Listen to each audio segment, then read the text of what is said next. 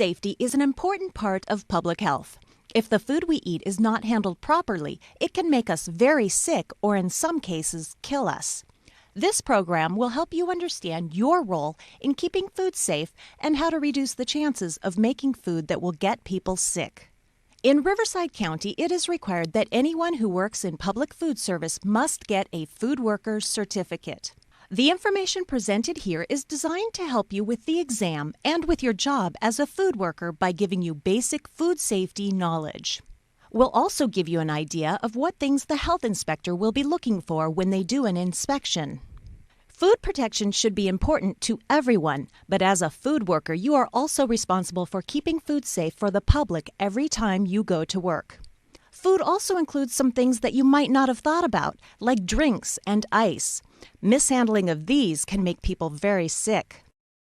Our bodies need food to stay healthy and strong. Sometimes the food we eat can make us very sick if it is not made safely. When someone gets sick from something they eat or drink, we call it a foodborne illness.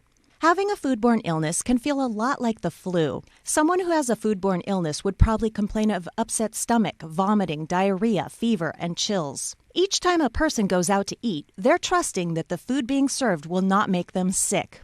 You, the food worker, play a very important role in making sure that people do not get sick from the food and drinks served by you. So why does only some food make people sick? What makes it bad? Sometimes food can become unsafe when it has something in it or on it that is not normally a part of it. This is called contamination. There are different types of contamination. Let's look at them. Physical contamination. This happens when something you can see and feel gets into a food item. Some examples of this would be hair, glass, metal fragments, fake fingernails, or even flies. Chemical contamination. This can occur when a chemical like a cleaner, bug spray, or medication gets into a food item. An example of this could be storing bleach or floor cleaner on the shelf above the food preparation table. One accidental bump and the bottle could spill on the food. If a person eats food that has been chemically contaminated, they could be poisoned. Pathogenic contamination. This is the kind of contamination that is the most dangerous because it is impossible to see.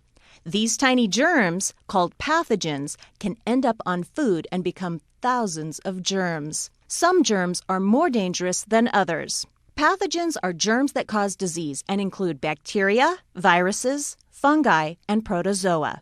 It's hard to tell if food is contaminated with these types of germs. The food will look, smell, and taste normal, maybe even great. People will usually think that the food is okay and eat it, germs and all.